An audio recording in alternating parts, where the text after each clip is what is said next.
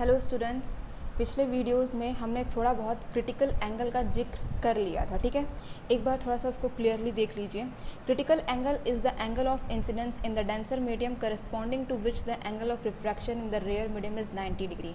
मैंने आपको बताया था क्रिटिकल एंगल के लिए पहली कंडीशन तो ये होनी चाहिए कि जो लाइट है वो डेंसर मीडियम से रेयर मीडियम की तरफ जा रही हो।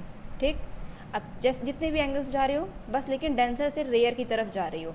अब क्रिटिकल एंगल को बताने के लिए आपका एंगल ऑफ इंसिडेंस इतना होना चाहिए कि एंगल ऑफ रिफ्रैक्शन कितना हो, 90 डिग्री हो। तो उस एंगल ऑफ इंसिडेंस को हम क्या कहेंगे, क्रिटिकल एंगल कहेंगे। Clear? Critical angle is the angle of incidence in the denser medium. Denser medium में वो वाला angle of incidence corresponding to which, जिसके corresponding the angle of refraction in the rare medium is 90 degree. जिसके corresponding rare medium में angle of refraction 90 degree हो जाए तो उस एंगल ऑफ इंसिडेंस को हम क्या बोलेंगे, क्रिटिकल एंगल बोलेंगे। इतनी चीज़ समझ में आई? ठीक है। Relationship between critical angle and refractive index भी मैंने आपको थोड़ा बहुत समझाया था। देखिए, हमें critical angle that is C से जिसको हम रिप्रेजेंट करते हैं उसके बीच में, और जिस मीडियम में लाइट ट्रैवल कर रही थी, डेंसर में ट्रैवल कर रही थी ना, उस मीडियम का रिफ्रैक्टिव इंडेक्स, इन दोनों के बीच में रिलेशन क्या है उसको हमें डिराइव करना था। देखिए, जैसे मान लीजिए ये आपका ग्लास है, ठीक है, ये आपका ग्लास है, इसमें लाइट, किसी ऑब्जेक्ट से लाइट पास हो रही है, इस सरफेस पे इस तरह से गिरी कि वो क्रिटिकल एंगल की फॉर्मेशन कर रहा है, मतलब i is equal to critical angle के बराबर है। तो जाहिर सी बात है एंगल आर कितना हो जाएगा, 90 डिग्री हो जाएगा। ठीक है, अगर हम स्नेल्स लॉ को लगाएं यहाँ पे, अगर हम स्नेल्स लॉ को यहाँ पे लगाएं बेटा, तो हम क्या लिख सकते हैं, sine i upon sine r is equal to g mu a. अच्छा, कैसे, कुछ लोगों को पता चल रहा होगा कैसे जी म्यू ए लिखा, क्यों नहीं ए म्यू जी लिखा है। लाइट कहाँ से कहाँ जा रही है, इसको लिखने का तरीका क्या होता है, जब आपने sine i upon sine r लिखा है, यानी एंगल ऑफ इंसिडेंस से एंगल ऑफ रिफ्रैक्शन है। ठीक है, तो लाइट जहाँ जिस मीडियम से जिस मीडियम की तरफ जा रही होगी, ग्लास से एयर की तरफ जा रही है ना, ग्लास से एयर की तरफ जा रही है, तो रिफ्रैक्टिव, यहाँ पे ग्लास कहाँ पे जा रही है, एयर की तरफ जा रही है, तो रिफ्रैक्टिव जी म्यू ए। इसको हम पढ़ते कैसे हैं, जी म्यू ए नहीं पढ़ते हैं इसको। अगर इसकी कोई वैल्यू कैलकुलेट होके आ रही होगी तो उसका मतलब क्या है कि refractive index of air with respect to glass, air का रिफ्रैक्टिव इंडेक्स निकल रहा होगा ग्लास के रिस्पेक्ट में। क्लियर? यहाँ पे जो एंगल ऑफ इंसिडेंस है वो क्रिटिकल एंगल सी के बराबर हो रहा है, और एंगल आर जो है वो 90 डिग्री के बराबर हो रहा है। क्लियर? अगर आई और आर की वैल्यू हम फर्स्ट इक्वेशन में पुट करें तो हमें क्या मिलेगा, साइन सी, आई तो सी के बराबर हो गया, आर 90 डिग्री हो गया, sine 90 degree, g mu a. इसको refractive index of air with respect to glass बोलते हैं, बस मैं थोड़ा शॉर्टली इसको बोल रही हूँ, जी म्यू ए। क्लियर? ठीक है, साइन 90 की वैल्यू बेटा 1 होती है, तो नीचे क्वांटिटी 1 हो गई, ऊपर sine C, that is sine C g mu a. G mu a, जब मैंने आपको रिफ्रैक्टिव इंडेक्स वगैरह समझाया होगा तो उस वक्त मैंने आपको बताया था 1 म्यू 2 को आप लिख सकते हो 1/2 म्यू 1, है ना।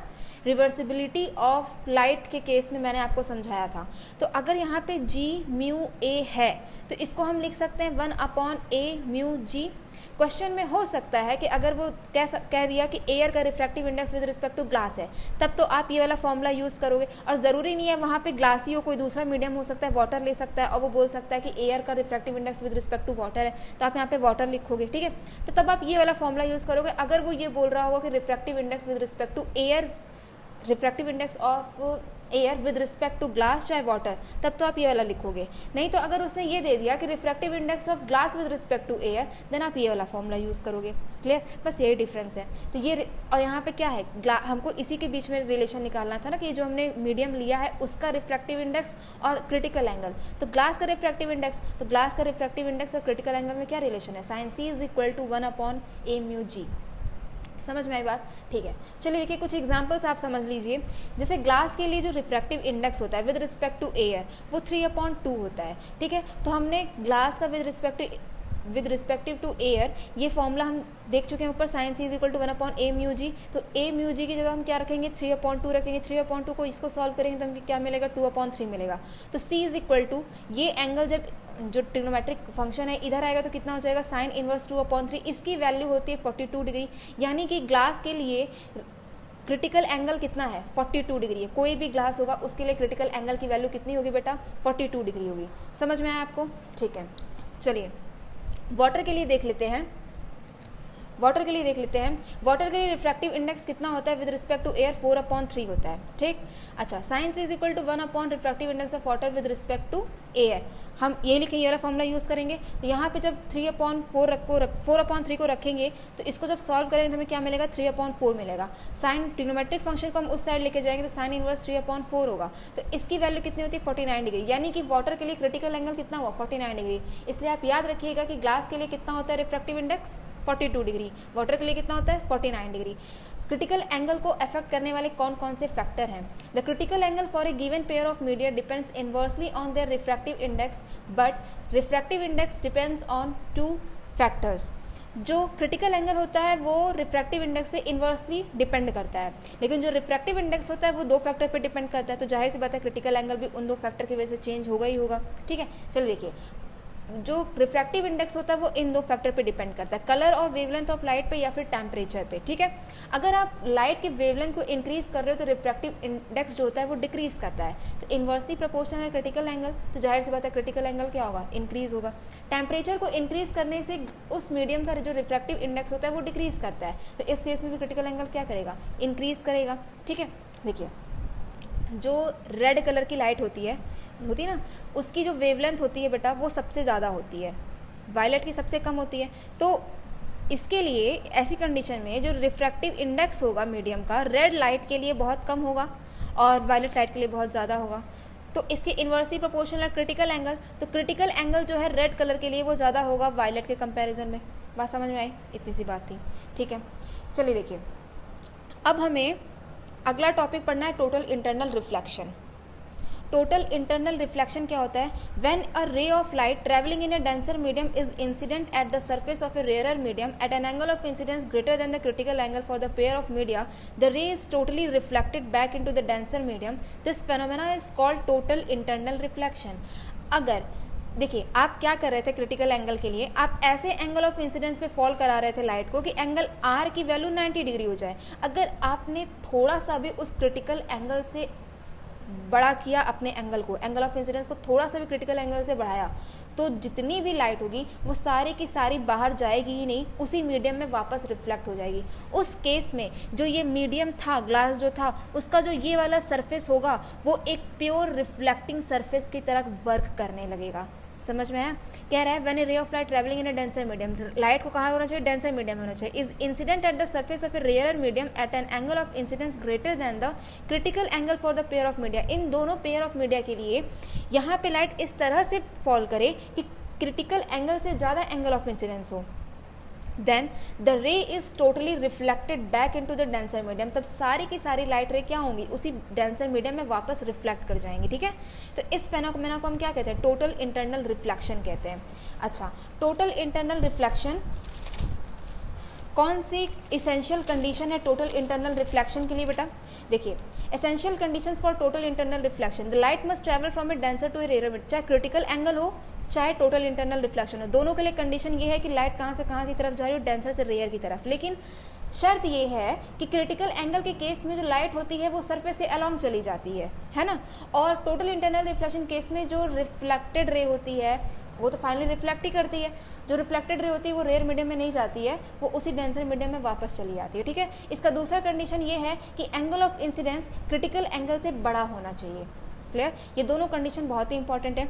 एक नोट देख लीजिए, जो टोटल इंटरनल रिफ्लेक्शन होता है उस प्रोसेस में क्या होता है कि जो लाइट, जैसे जब हम क्रिटिकल एंगल से बड़े एंगल पे, जो ऐसे डेंसर मीडियम है, ठीक है, ये नॉर्मल है, ये नीचे डेंसर है, ऊपर रेयर है, ये जो लाइट है जब क्रिटिकल एंगल से बड़ी होती है तो ये लाइट पूरी की पूरी इसी मीडियम में रिफ्लेक्ट हो जाती है ना। थोड़ा सा जैसे हमेशा क्या होता है रिफ्रैक्शन वाले प्रोसेस में बेटा, हमेशा ये होता है कि जब भी लाइट जैसे मान लीजिए रेयर से डेंसर की तरफ आ रही है तो थोड़ी सी लाइट यहाँ से रिफ्लेक्ट होती है, हमेशा रिफ्लेक्ट होती है, कुछ परसेंट रिफ्लेक्शन होता है, कुछ परसेंट रिफ्रैक्शन होता है। लेकिन टोटल इंटरनल के केस में ये होता है कि कोई भी लाइट ना एब्जॉर्ब होती है ना कुछ होती है, मतलब बाहर की तरफ भी नहीं जाती, रिफ्रैक्ट भी नहीं होती, पूरी की पूरी लाइट इसी मीडियम में वापस रिफ्लेक्ट करती है।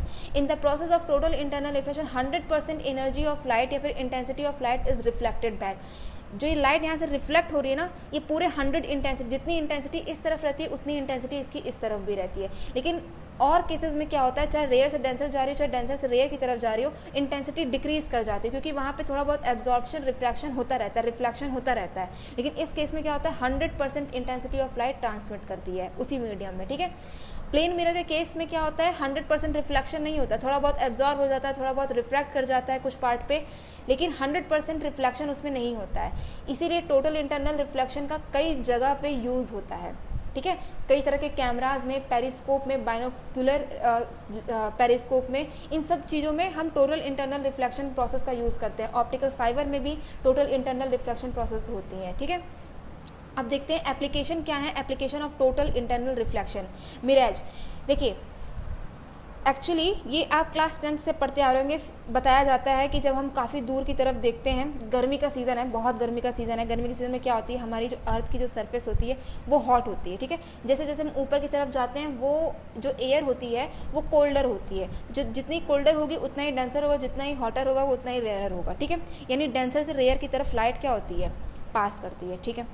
अगर बहुत तेज़ गर्मी पड़ रही है, आप चाहे डेजर्ट में हो या फिर जैसे वो रोड होती है ना, ब्लैक कलर का जो कोल्ड टार्ड रोड होती है उस पर चल रहे हो, अगर बहुत दूर बहुत ज़्यादा गर्मी है तो आपको अपने से दूर, काफ़ी दूर पे ऐसा महसूस होता है, केवल महसूस होता है, ऐसा होता नहीं है, आपको बताया जाता है कि इमेज उल्टी दिखती है। इमेज उल्टी दिखती क्यों है, देखिए होता क्या है, हमें ऐसा महसूस होता है कि काफ़ी दूर पे वाटरी सरफेस है, कोई लेक है, जैसे हमें ऐसा महसूस होता है कि काफ़ी दूर पे ना पानी होगा, है ना, पानी होगा। अब पानी में क्या होता है, इमेज हमेशा उल्टी महसूस होती है, मतलब रिवर्स महसूस होती है, ठीक है।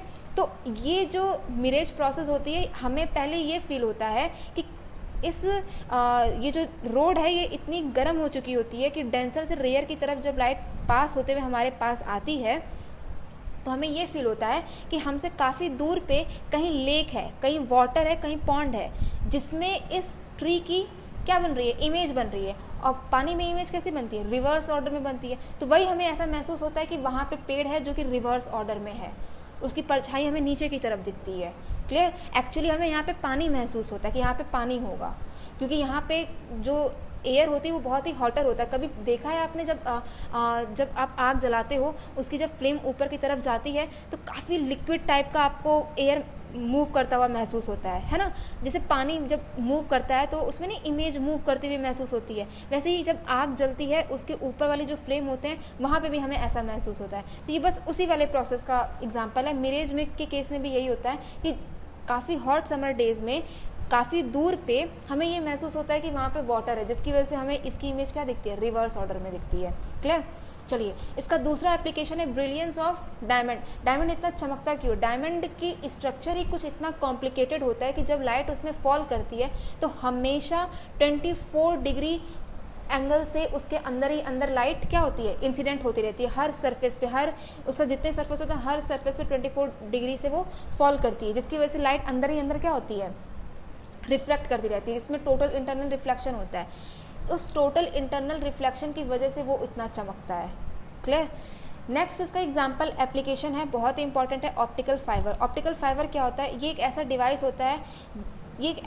होता है जिसके एक एंड पे अगर आप लाइट को इंट्रोड्यूस कर रहे हो तो वो दूसरे एंड से उसको ट्रांसमिट करता है बिना किसी लॉस के, बहुत बहुत कम लॉस होता है इसमें होता क्या है ना कि ये लाइट एनर्जी को एक एंड से दूसरे एंड पे, पहले लाइट एनर्जी को इलेक्ट्रिकल एनर्जी में कन्वर्ट करता है, फिर उस इलेक्ट्रिकल एनर्जी को दूसरे एंड पे ट्रांसमिट करता है, फिर वहाँ से वो कैरी ऑन किया जाता है, ठीक है। यानी लाइट एनर्जी को ये ट्रांसमिट करता है।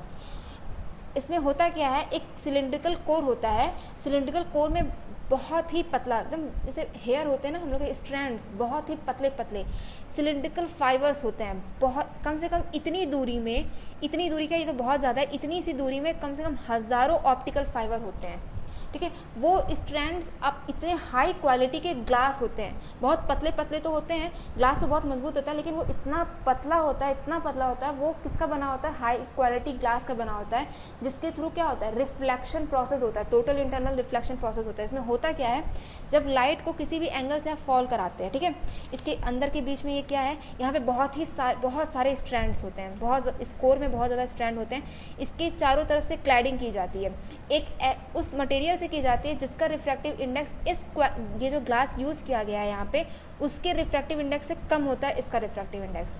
मैं ये कह रही हूँ कि जो क्लैडिंग है ये एक ऐसे मटेरियल से की जाती है जिसका रिफ्रैक्टिव इंडेक्स यहाँ पे जो स्ट्रैंड्स यूज़ किए गए हैं, हाई क्वालिटी ग्लास जो यूज़ किया गया है इसके रिफ्रैक्टिव इंडेक्स से थोड़ा सा कम होता है इसका रिफ्रैक्टिव इंडेक्स। ठीक है, जब लाइट यहाँ पे फॉल करती है तो टोटल इंटरनल रिफ्लेक्शन प्रोसेस होता है काफ़ी दूर तक। यहाँ से एक लाइट आई, अगर हमको इसको पास कराना होगा तो अगर ये रिफ्लेक्ट करती यहाँ से जाती, अगर कोई और मटेरियल होता हम कोई प्लेन मिरर ले लेते, ठीक है, ये लाइट इस पर जाती और यहाँ से फॉल करके यहीं पर आ जाती, लेकिन हमको इस लाइट को काफ़ी दूर भेजना है तो ये जो आपका कोर होगा, ये जो आपका ऑप्टिकल फाइबर होगा काफ़ी बड़ा होगा, इसमें क्या होगा टोटल इंटरनल रिफ्लेक्शन प्रोसेस कई बार होते रहते हैं जिसकी वजह से एक लाइट को हम क्या करते हैं किसी दूसरे एंड पे ट्रांसमिट कर सकते हैं। क्लियर, ये था इसका एक बहुत ही बड़ा एप्लीकेशन ऑप्टिकल फाइबर। ठीक है, नेक्स्ट पे चलते हैं, total internal reflection in A prism. Prism के केस में देखिए, अब आपको प्रिज्म तो देखा ही होगा ना, ठीक है, प्रिज्म में क्या होगा, तीन तरह के आपको प्रिज्म हो सकते हैं क्वेश्चन में, या फिर आपको तीन तरह के प्रिज्म मिल सकते हैं जिसमें ये हो सकता है कि एक एंगल 90 डिग्री हो बाकी दो 45 डिग्री हो, या तो ऐसा प्रिज्म मिल सकता है जिसमें सारे एंगल 60 डिग्री हो, या तो ऐसा मिल सकता है जिसमें एक एंगल 90 डिग्री हो बाकी एक 60 डिग्री हो और एक 30 डिग्री हो।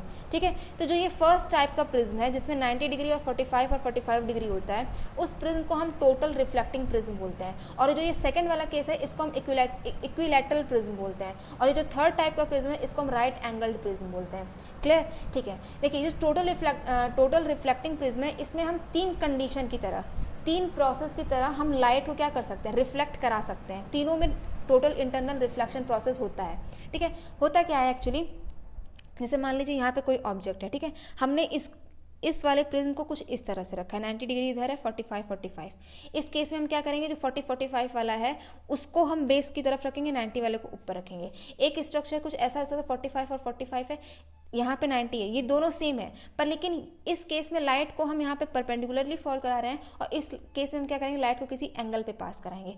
तीनों केस में क्या हो रहा है, टोटल इंटरनल रिफ्लेक्शन प्रोसेस हो रहा है। ठीक है, तो यहाँ पे देखिए, जैसे ही अब देखिए, जब तक यहाँ पे कितना है, ये ऑब्जेक्ट है, ठीक है, यहाँ से लाइट इस पे फॉल हुई, जब इस पे फॉल होगी तो यहाँ पे कितना एंगल बनेगा, 45 डिग्री बनेगा। जैसे ही 45 डिग्री बनेगा ये लाइट क्या करेगा, यहाँ से टोटली मतलब परपेंडिकुलरली यहाँ से क्या होगा, बाहर की तरफ जाएगा। मैंने आपको बता रखा है कोई भी लाइट जब 90 डिग्री से इंसिडेंट करती है तो एंगल ऑफ रिफ्लेक्शन भी कितना होगा, 90 डिग्री होगा। ठीक है, तो जो ये वाला प्रिज्म है ये इस तरह से टोटल इंटरनल रिफ्लेक्शन प्रोसेस को अकर करता है कि अगर ऑब्जेक्ट आपका यहाँ पे ऐसे खड़ा है तो इमेज आपकी यहाँ पे कुछ ऐसे बनेगी, यानी आपको नहीं लग रहा ऑब्जेक्ट ऐसे था और इमेज ऐसे बन रही है, यानी ये इमेज को क्या कर रहा है, 90 डिग्री से टर्न कर दे रहा है। ठीक है, जब इस कंडीशन में आप आओगे, इस कंडीशन में ऐसे रिफ्लेक्शन प्रोसेस होता है, ऐसा टोटल इंटरनल रिफ्लेक्शन प्रोसेस होता है कि ऑब्जेक्ट अगर ऐसे है तो इसकी इमेज कुछ इस तरफ बनती है, यानी ऑब्जेक्ट ऐसे था, इमेज ऐसे बन रही है, यानी ये क्या कर रहा है, 180 डिग्री से टर्न कर दे रहा है इमेज को। ठीक है, इस केस में क्या हो रहा है कि अगर ऐसे कंडीशन में अगर आप किसी भी एंगल से इसको फॉल करा रहे हो लाइट को, ठीक है, तो यहाँ पे प्रोसेस कुछ मतलब टोटल इंटरनल रिफ्लेक्शन प्रोसेस कुछ इस तरह से होता है कि अगर आपका ऑब्जेक्ट आपने उल्टा खड़ा किया है तो जो इसकी इमेज बनेगी वो सीधे बनेगी, तो सीधे इमेज को हम क्या बोलते हैं, इरेक्ट बोलते हैं। तो ऐसे केसेस में इस प्रिज्म को हम इरेक्टिंग प्रिज्म भी बोलते हैं। ठीक है, इस पे बहुत सारे न्यूमेरिकल होंगे जो आपके बोर्ड में पूछे जाते हैं, उसको भी करवाया जाएगा। क्लियर, ठीक है।